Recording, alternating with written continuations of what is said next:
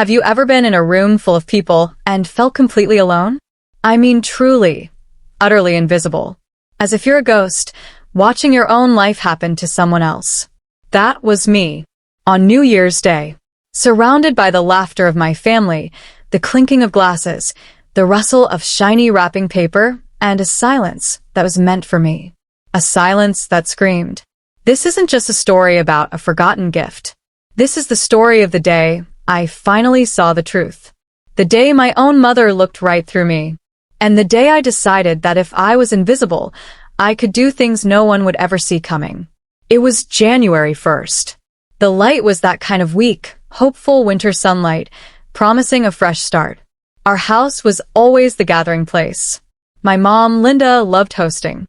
She thrived on the chaos, the compliments on her cooking, the image of the perfect matriarch. And I, her only daughter, was always her chief assistant. The one who chopped the vegetables, set the table, made sure Uncle Joe had his special chair. For years, I saw it as my role. My duty. My way to belong. The family arrived in a noisy, cheerful wave. My older brother, Mark, with his perfect wife and their two perfect, giggling kids. My younger brother, Alex, the fun one, always with a new gadget or a wild story. Aunts, uncles, cousins. The house was warm, smelling of rosemary and roasted meat and hope. And there in the corner of the living room was the tree. Not just any tree. This was my mother's giving tree. Her tradition.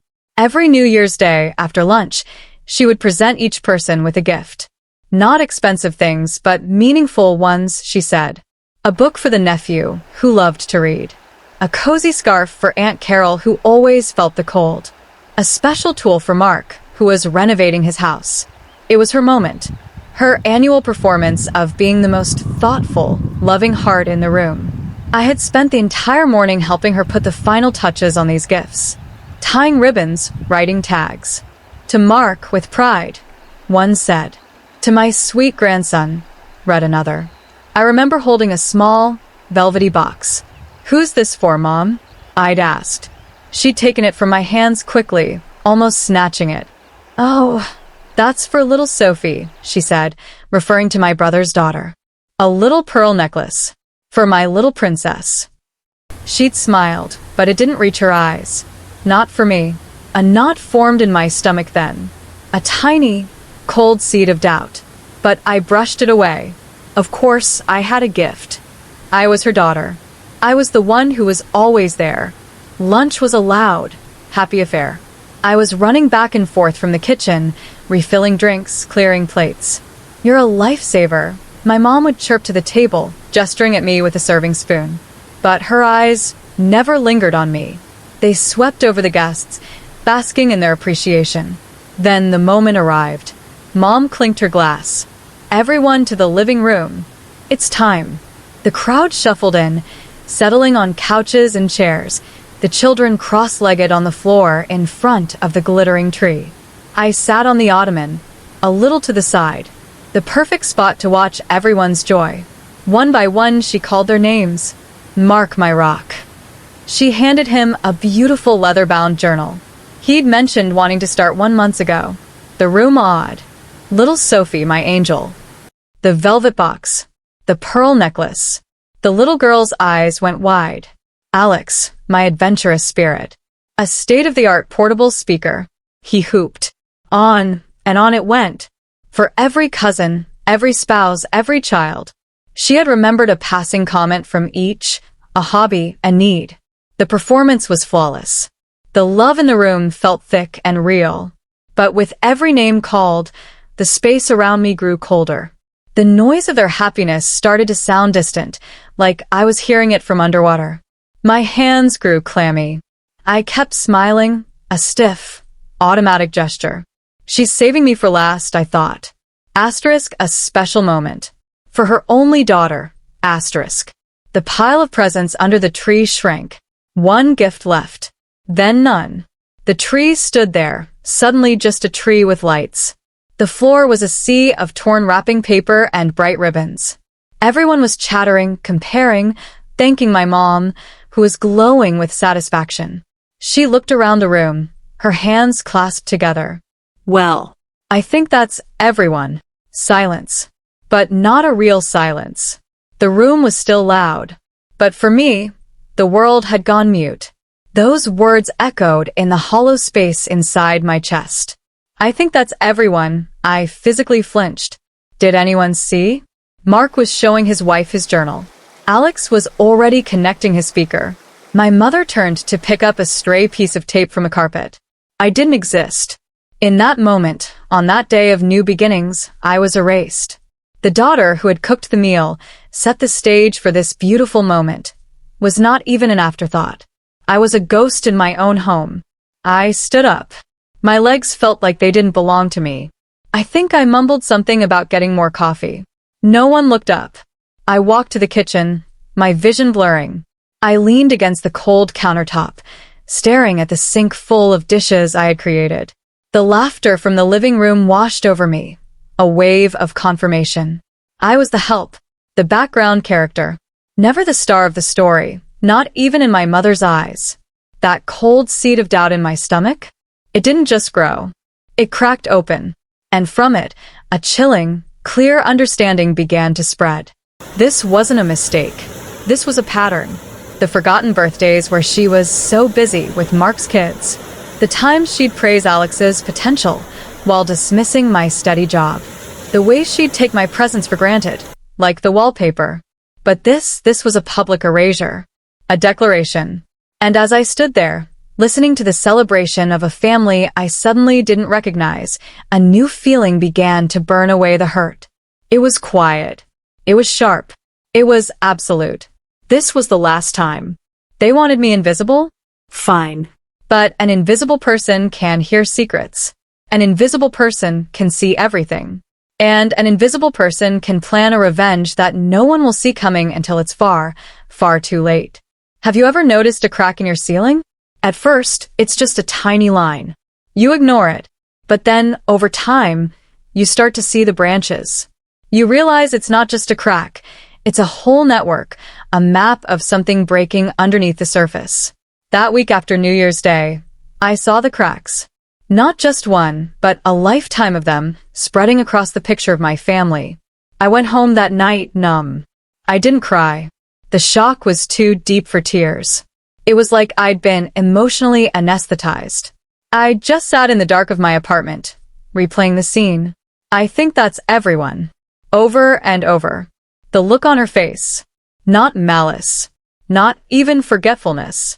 It was completion. She had completed her task. Her list was done. And I was never on it. The numbness lasted a day. Then, it thawed into a deep, aching sadness. And then, that sadness hardened into a fierce, cold clarity. I needed to understand. Was I crazy? Was I overreacting? I started to dig. Not in the outside world, but in my own memories. I opened boxes I hadn't touched in years. Photo albums, old school projects, birthday cards. And there it was. The pattern in the wallpaper of my life. Photo after photo of family events. There was Mark, front and center at his graduation, Mom's face beaming. There was Alex, blowing out candles on a huge cake. And there I was, usually on the edge, sometimes half cut out of the frame. In one picture from my own college graduation, I was standing alone. The caption in my mother's handwriting. A proud day. But she wasn't in the photo with me. She was taking it. I found my old report cards. Straight A's. Notes from teachers. A joy to have in class. So diligent and helpful.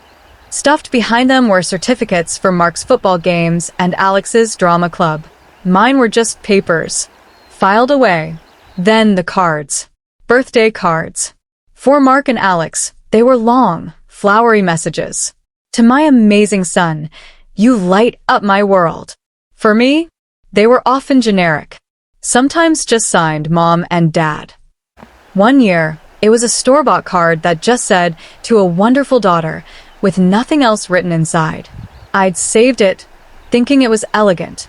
Now, it looked like what it was. Empty. But memory is one thing. I needed current evidence. I needed to see if the pattern was still active. So I began to observe, like a scientist studying a strange, hurtful species. I called her, my voice steady, calm. "Hey Mom, lunch was great. Thanks for having us." Her voice was bright, distant. Oh, it was nothing. Wasn't little Sophie adorable with her pearls? No mention of my absence from the gift ritual. No apology. It was as if the event had transpired in a universe where I had simply been a server, not a daughter. A week later, it was Alex's birthday. Mom threw a small dinner. I went, a quiet observer. She presented him with tickets to a concert he'd been desperate to see. She fussed over his cake. The love was palpable, a physical thing in the room. I sat and smiled, and inside I took notes.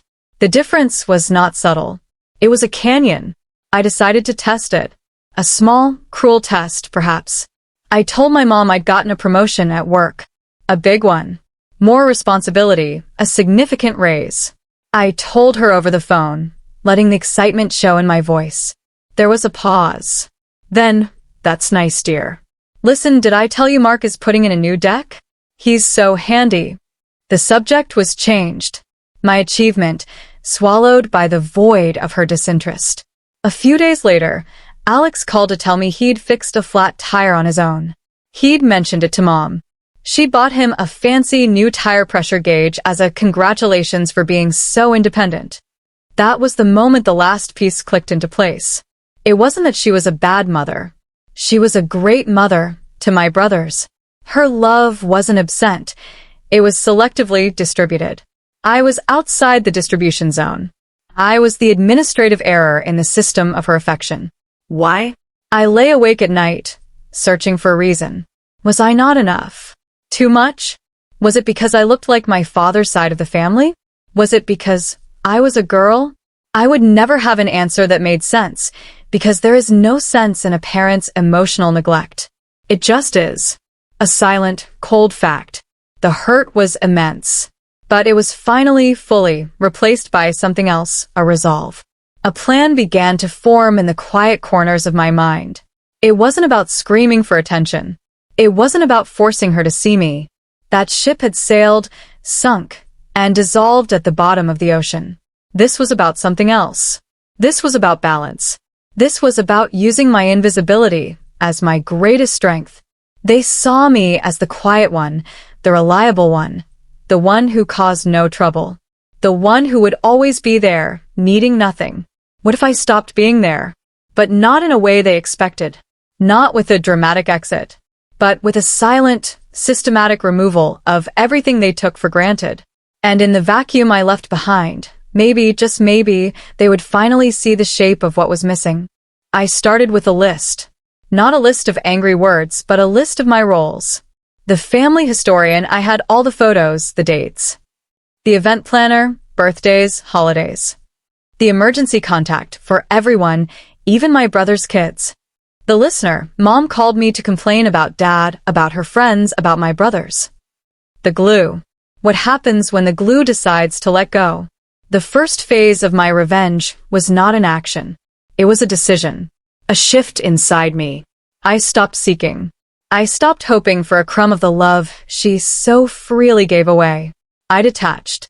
I looked at my mother not as my mom, but as Linda, a woman with flaws, with a blind spot the size of her daughter. And Linda, I realized, had a secret. She wasn't just the perfect matriarch. That image was her everything, her currency, her reason for being. What if that image cracked? Not by a loud scandal, but by 1,000 tiny whispers of absence?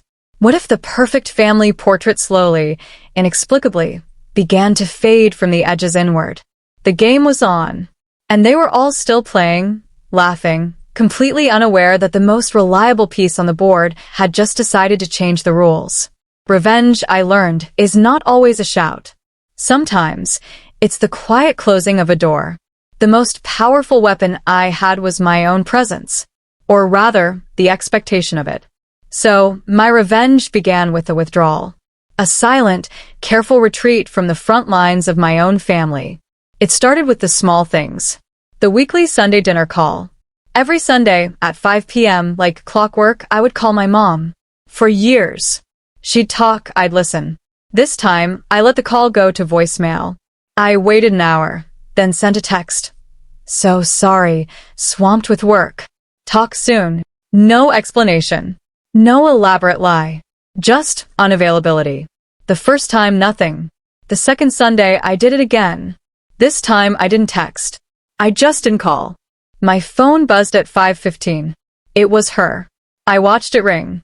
I felt a jolt of power so pure it startled me. I was breaking a ritual. Her ritual. And she noticed. She left a voicemail. Her voice was slightly puzzled. Hi, sweetie. Just calling for a chat. Is everything okay? Call me back. I didn't. I waited 2 days. When I called back, I was breezy, cheerful. Oh, Mom, so sorry. This new project is eating all my time. How are you? I steered the conversation away from me. I asked about the neighbors, the garden, anything but my life. I gave her nothing to hold on to. I was friendly, but I was a ghost on the line. Next, the family group chat. Usually a torrent of messages, plans, jokes, photos. I was always the first to respond with a heart emoji, a how cute, sounds great. I stopped. I went silent. For days. My name just sat there, at the end of the last old message. My brothers posted a picture of them at a game. My mom shared a recipe. Radio silence from me. A text from Alex. Hey, you dead? LOL, I waited hours. Just super busy. Looks fun. Short. Sweet. Unengageable. I was erasing my digital footprint from the family landscape. Then the roles. My nephew had a school play. Normally, I'd be the one to organize the family attendance, buy the flowers, make sure the video camera was charged. My sister-in-law texted, Hey, what time should we meet at the school for Tommy's play? I wrote back, Not sure what the plan is this year. Might have a work conflict. We'll try to swing by. I didn't follow up. I didn't go. Later, I heard from my dad that it was chaotic. Mom forgot the flowers. Mark was late. The video was shaky. A small, insignificant chaos. But it was chaos that I had previously prevented. They were starting to trip over the space I used to fill. The big test was Mother's Day. The crown jewel of my mother's year. Usually, I orchestrated it. Brunch reservations at her favorite place. A coordinated gift from all the kids. A sentimental card. This year, I said nothing. I waited. A week before, Mark texted the group. Mother's Day plans? Silence from me. Alex wrote. Same as last year? More silence. Finally, my mom texted, her message tinged with a hint of unusual anxiety. Everyone free on Sunday? Would love to see my kids. I was the last to respond. So sorry, I actually promised a friend I'd help her move that day. But have the best time. Send pics. I attached a heart emoji. It felt like placing a period at the end of a sentence. I could feel the confusion through the phone. The machinery was grinding. They managed a last-minute brunch at a chain restaurant. The gift was a rushed gift card. My dad told me it was fine. But it wasn't the shining, perfect event. My mother's social media post that day was subdued. Just one picture. The caption, with my boys. Not my children. My boys. It was working. My absence was a quiet pressure, changing the atmosphere in their world. But I wasn't done. A silent retreat was only step one. It created a void. Now I needed to make them feel the cost of that void. I needed to make my invisible work visible. I started compiling the archive. I went through years of digital photos, all the ones I had taken. The birthday parties, the holidays, the vacations. I had been the unofficial family photographer. I created a shared album online, meticulously tagged and dated. And then one evening, I removed every single photo of myself from it. I used editing software to carefully crop me out of group shots. In photos where I was central, I simply deleted them. I left the pictures of my mother with my brothers, with the grandkids, with my dad. The story the album now told was clear, a family of 4. A mother and her husband and her 2 sons. I shared the updated album link in the group chat. Finally organized all the family photos. Thought you'd all like a trip down memory lane. They flooded in with comments. Wow, so many great ones. Remember this? I looked so young. No one noticed I was gone. Not at first. But then, my sister-in-law, Sarah, texted me privately. Hey, these are great, but I can't find any of you. Was there a glitch? I wrote back, oh, I must have forgotten to upload those. I'll get to it. I never did. That small private query was a victory. Someone had noticed the missing piece. The silhouette was becoming visible. The final part of the silent retreat was the most personal. I stopped sharing my life. My wins, my worries, my small daily details. When my mom called, I became a master of deflection. Work's fine. Everything's fine. How are you? I poured all my energy into my own world, my job, my friends, my hobbies. I built a life that didn't orbit around her. A life that didn't need her approval to exist. I was becoming a stranger. A pleasant, polite, impenetrable stranger. And in the quiet I left behind, a question was beginning to form, like a weed pushing through concrete. It was a question they weren't used to asking. Where is she? And more importantly, what did she used to do for us? The stage was set. The comfortable, taken-for-granted world was showing its first, fragile cracks. They were about to learn that the foundation they'd ignored was the very thing holding up the walls. The cracks became chasms. My silent treatment wasn't anger. It was a calm, steady relocation of my spirit to a place they could no longer reach. And in that new place, I found a strength I never knew I had. The plan was evolving. It was no longer just about them noticing my absence. It was about them failing without me. It was about the infrastructure of our family collapsing under the weight of its own ignorance. My mother's birthday was the next major event. In the past, I was the party planner, the cake baker, the gift coordinator. This year, I sent a beautiful bouquet of flowers to her house the morning of, with a simple card. Happy birthday, Mom. Love me. I did not call. I did not ask about plans. I waited. The flowers, I knew, would be a placeholder. A polite, distant gesture that would highlight the lack of everything else. My father called me that evening. His voice was tired, a little confused. Your mother loved the flowers, he said. Thank you. There was a pause, heavy with everything unsaid. It was a quiet day. Mark had a work thing. Alex forgot until this afternoon and just sent a text. We ordered pizza. I could hear the faint sound of a television in the background. No laughter, no gathering, just pizza and the TV. The picture he painted was one of startling normalcy and startling emptiness. The performance had no audience and worse, no stage manager. I simply said, I'm glad she liked the flowers. Give her my love, and ended the call. Inside, I felt not triumph, but a grim validation. The machinery was breaking down. Then came the crisis. My youngest brother, Alex, lost his job.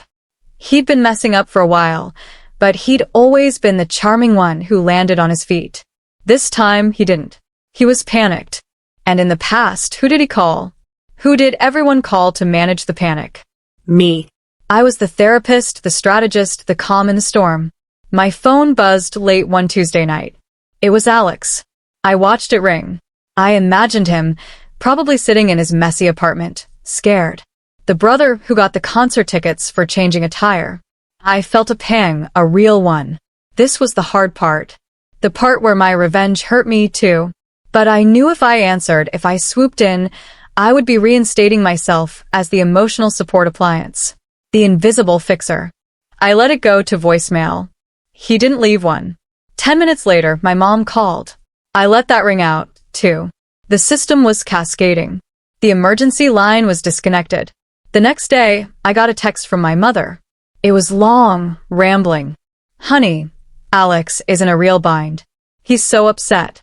I don't know what to do for him. You've always been so good with him. Can you talk to him? Maybe help him with his resume? Your father is just worrying and not helping. This was it. The direct summons. The call back to my post. I waited several hours. I crafted my reply with the care of a diplomat writing a treaty. That's so tough for Alex. I'm really sorry to hear he's going through that. I'm under an impossible deadline at work this month and just can't take on anything else. I'm sure he'll figure it out. He's so resourceful. Maybe Mark has some contacts. I hit send. My hand was steady. I was using her own language, the dismissive, breezy, problem-minimizing language she'd always used on me, and reflecting it back at her.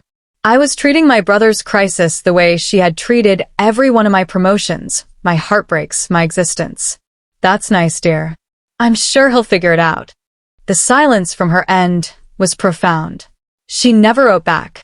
I heard through the grapevine my dad, again, that Alex moved back home for a few weeks, that my parents argued about how to handle it, that Mark was annoyed because our mom kept calling him for advice he didn't have.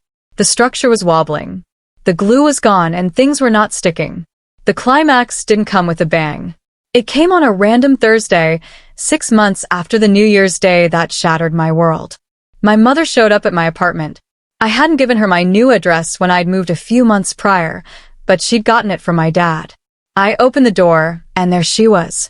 She looked older, smaller. The perfect, polished matriarch was replaced by a woman with tired eyes. She held a small, gift-wrapped box. "Can I come in?" she asked, her voice softer than I'd ever heard it. I let her in. She sat on my couch, looking around at the life I'd built without them. The art on the walls she'd never seen, the books, the photos of friends who were my chosen family. She didn't comment on any of it. She just held the box in her lap, turning it over in her hands. I was cleaning out the attic, she began, not looking at me. And I found this. I meant to give it to you. A long time ago. She held out the box. It was wrapped in faded paper, the ribbon old and brittle. I took it. I opened it slowly. Inside was a bracelet.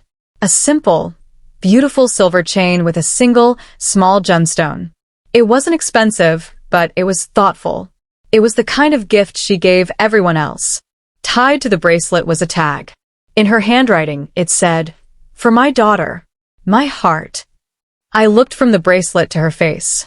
Her eyes were filled with a pain I'd never seen before. It wasn't the performative sadness she'd sometimes use. This was raw. Real. "It was for your 21st birthday," she whispered.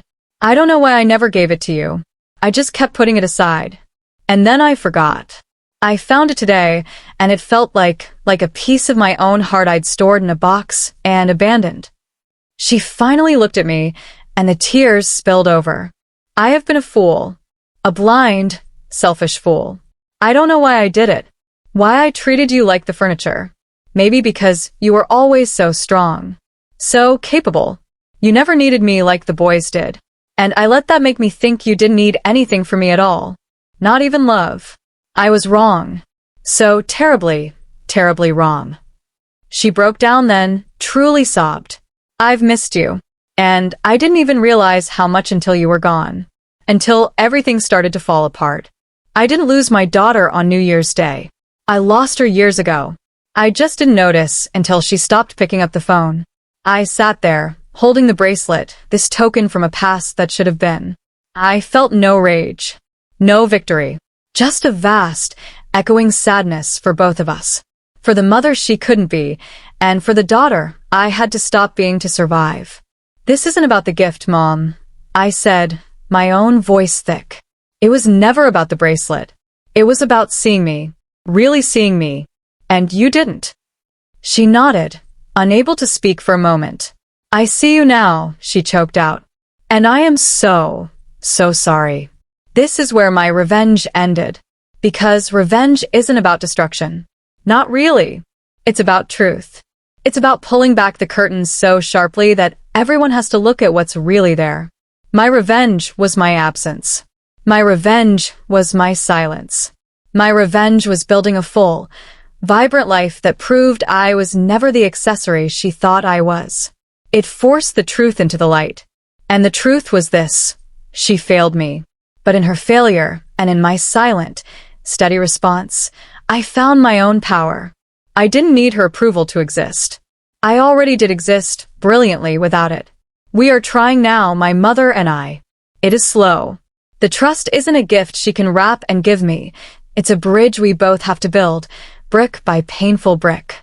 Sometimes she slips into old patterns, and I have to gently, firmly, hold my boundary.